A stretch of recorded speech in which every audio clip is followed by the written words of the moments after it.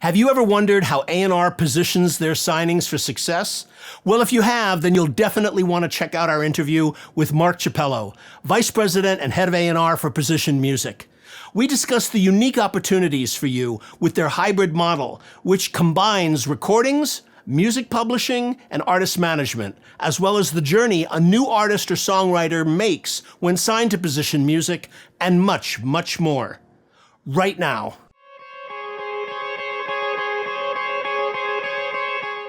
This episode of the MUBUTV Insider video series is brought to you by the Music Business Registry. The Music Business Registry is the leading music industry publisher of the most up-to-date contact information for major and independent record label A&R, music publishers, artist managers, music attorneys, music supervisors, and much, much more. The Music Business Registry is the trusted industry standard and source serving the music business community for over 30 years with the most accurate and up-to-date contact information available. Their titles include the A&R Registry, the Film and Television Music Guide, the Music Publisher Registry, and the Music Attorney Registry. All of their publications are available in PDF, CSV, or online subscription. Visit musicregistry.com and use coupon code MUBUTV10 at checkout. That's musicregistry.com, coupon code MUBUTV10. When you're ready to put your music to work, musicregistry.com. Hi, it's Ritch Esra from MUBUTV, where our mission is to educate, empower, and engage your music career.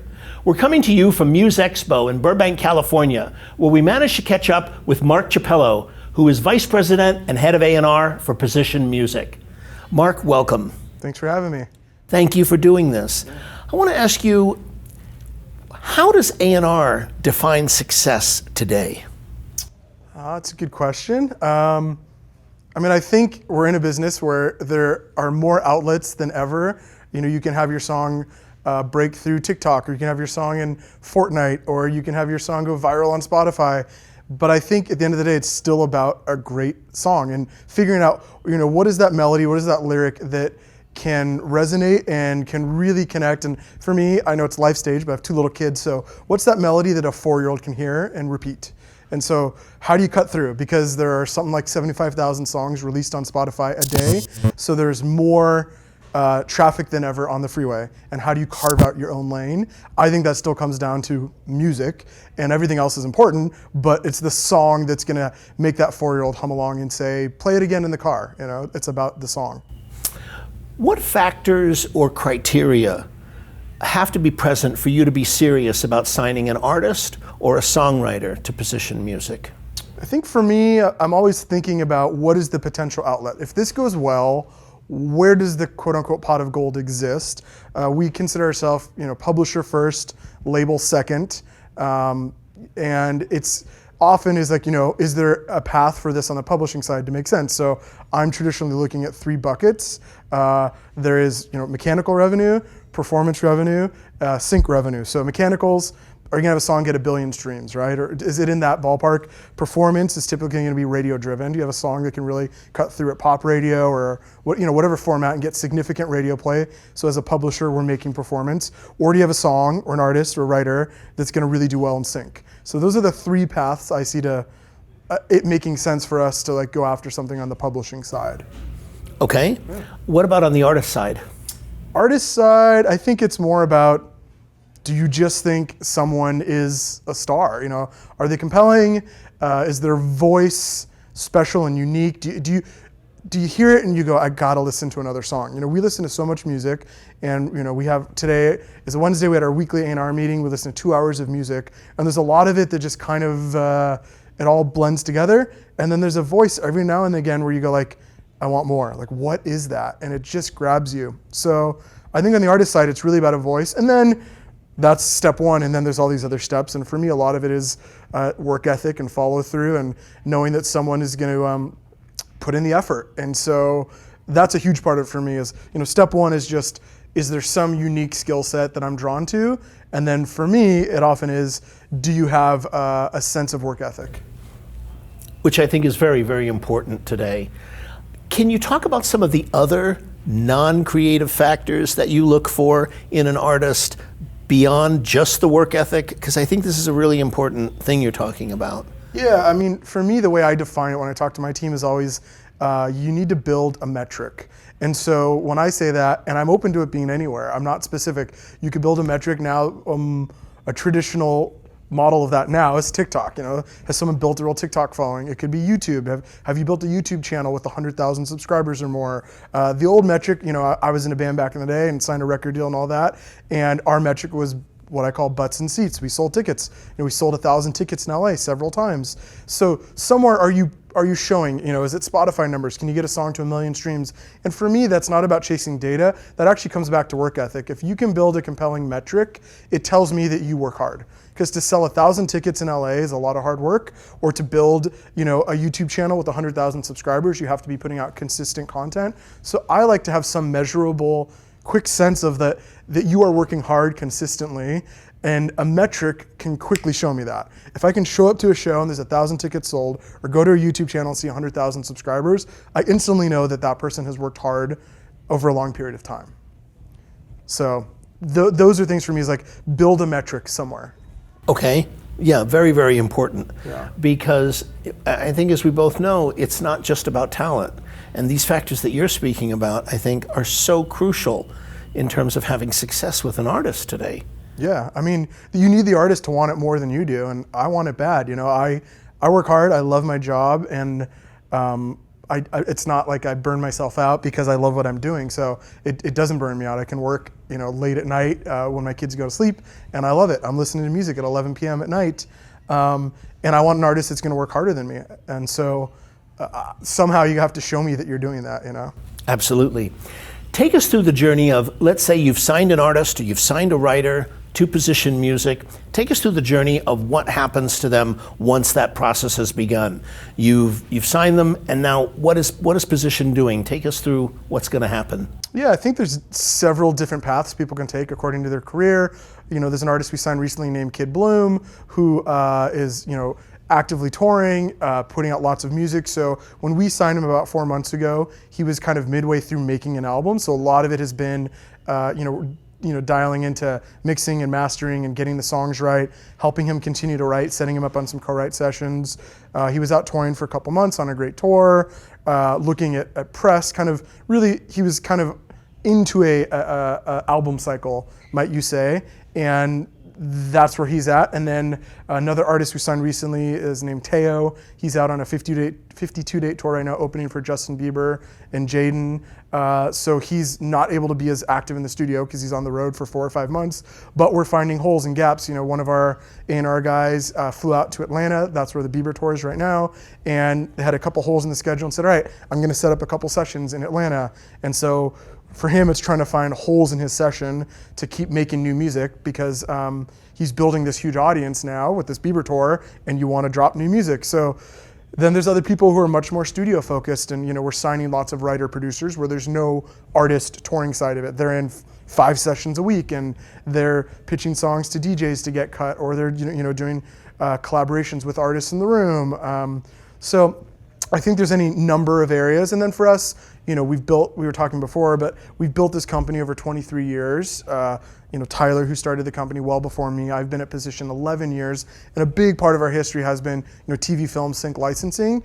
And we have some writer producers where that's where they spend all of their time and energy, is just focused on that. And so for some of those people, they're not worried about touring or pop sessions. It's really just, serving those sync outlets, Yeah, absolutely. I asked the question because you are such a multifaceted company that has so many areas, both within publishing, recording, and now management as well. Mm-hmm. I believe you also manage artists. Is that true? We manage just a handful of artists. It really, if you almost think of it as like left to right in verticals, it's like publisher first, label second, kind of management third. And essentially the things that we manage, we also do the other 2 things for. Oh. So like we have a band called Welshly Arms that has had some big records out in Germany. Even though they're from Cleveland, it's kind of odd how that all happened. It was actually, we had a song that got a lot of sync activity, and it spun it viral in Italy and Germany. This was 6 years ago. And then all these labels came calling. We were the label. We decided, all right, there's a big interest to take this song to radio in Germany, so we licensed the record to Universal for Europe.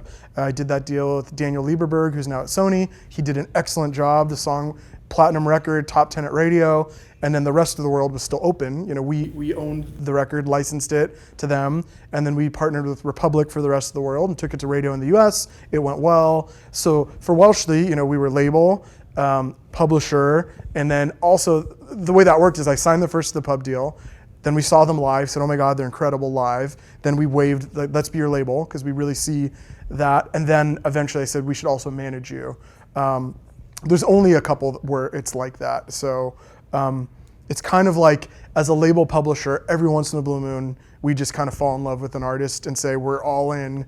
I'm cautious with that because management, as anyone knows, is just so time intensive. So the amount of conversations I have with Welshly about touring stuff, it's great and it's important, but I couldn't do that for 10 artists and help run an A&R team, you know, so.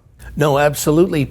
You know, in listening to you, I'm realizing that, you know, the management aspect is part of a team. It's part of a team of an artist.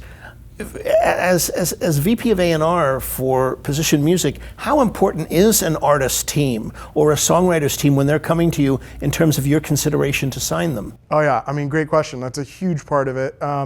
Two of the things I just mentioned are with the same manager. So Teo, who's out on that Bieber tour, and Kid Bloom, who's been touring and stuff, they have the same manager. And we started talking about Kid Bloom, we realized how much we liked what she was doing. Her name is Summer, she's great.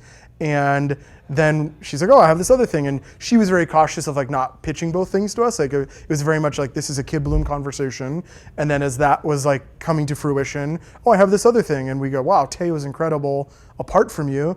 But you are definitely like an added benefit knowing that Teo is a great manager. So that is very helpful. And we talk about it in an A&R meeting. Like, you know, there's another deal I'm looking at doing right now, and it's two managers I've known for a long time that are really smart, really motivated. And to me, that's a huge part of the equation as we're looking at this deal. Okay. Yeah. Throughout your life, have there been any specific books or movies that you have read or seen that have been really inspirational to you, professionally speaking, that you can recommend to our audience? I'd say there's one book, I'm forgetting the author's name, but the book is called Good to Great. And it's really defining, you know, this author's philosophy on the difference between a good company and a great company. And, you know, it's something that my boss, Tyler, early on was like, I would encourage you to read this. And then I really loved it. But there's a one concept in there we always hone in on. It's called the hedgehog concept. And it's basically talking about like truly as a company, as a business, it could apply to, I think, anyone, an artist, finding something where there's basically three concentric circles. You can think of it as what is something you're truly passionate about as a business, what is something you think you can be one of the best in the world at, and what is something, if executed well, could be highly profitable. And then where does those three, where's the intersection of those three things of your passion, something you can be the best in the world at, and there's a market for it. And I think most businesses check 2 out of 3. You know, it's like you might be passionate about opening a restaurant. You might be, you know, really great at cooking, but you're not finding the money because you're in the wrong part of town and you're pricing your menu incorrectly. So there's not truly a profitable model. So you've checked 2 out of 3. And I think we always try to look at it as a company, and even me with my staff, is like, are we living in that sweet spot? Or are we getting attracted to something? You know, I would look at it like, for me, like becoming an expert at like NFTs or crypto, there's plenty of money there. I don't think I'm set up to be the best in the world at it. So I'm not gonna pursue that. Even though it might be profitable, like I think you have to have a gut check of like, are you really equipped to be the best in the world at it? You know, and then say yes or no and be real with yourself, you know. Okay, thank you for that. What advice would you give to our audience members who are genuinely interested in pursuing a career in A&R today?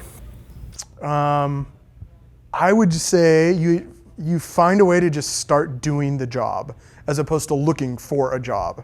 You know, to do A&R, I think is very hard for me to sit in an interview. I've been interviewing the last several weeks, we're growing, and talk to someone and come away with the conclusion of, will they be good at A&R or not? It's so hard to know. But if you can just show me, hey, I put this session together and they gave me a demo and then I gave them some notes and then we had this version and then we ended up with this and then I took that and I sent it to A&R at this label and an artist cut it, you just show me you can do the job. And so I think it would be starting wherever you are. You could be in Romania, you can be in LA, you can be in Wisconsin, but like find the most talented people around you that you know and help make them better, help them make the best music possible, then try to get that song to somebody who can help them. And I think if you just start doing that, you just show you can do the job, you'll see doors start opening. Amazing. Fascinating stuff coming from Mark on how he positions artists and songwriters for success at Position Music. So, insiders, question of the day. From our conversation with Mark, what really stood out to you? Was it what you can expect in terms of what Position Music does for you once you're signed? Or was it the immediate areas and initiatives that artists and songwriters can be plugged into? Or was it the different opportunities they offer you as a songwriter or artist when you sign with them? Or maybe it was something else you'd like to share. We'd love to hear from you and connect in the comments below. Thanks so much for watching this video. Make sure to subscribe to MUBUTV for more information on how to educate, empower, and engage your music career. In addition, we recently put together a free guide on the best strategies to use when contacting A&R executives. This is extremely important before beginning your journey. So, if you're interested in receiving it, we've included a link to that in the description below. It's totally free, and it goes through the top do's and don'ts before you even think about reaching out to A&R, such as asking yourself, is my music 100% ready to go? Making sure you don't include attachments of any kind to your email, only direct links to either your Spotify or SoundCloud accounts, and much, much more. This is an incredibly crucial guide into learning the art and etiquette of connecting with the A&R community. So if you're interested in receiving that, we'll link to it in the description below. You can also check out a summary of this episode and everything we talked about in the YouTube description as well. And if you enjoyed this video, we'd really love it if you hit the like button and let us know what other kinds of videos and types of content you want to see on our channel. Hit us up in the comments below, and we'll see you in the next video.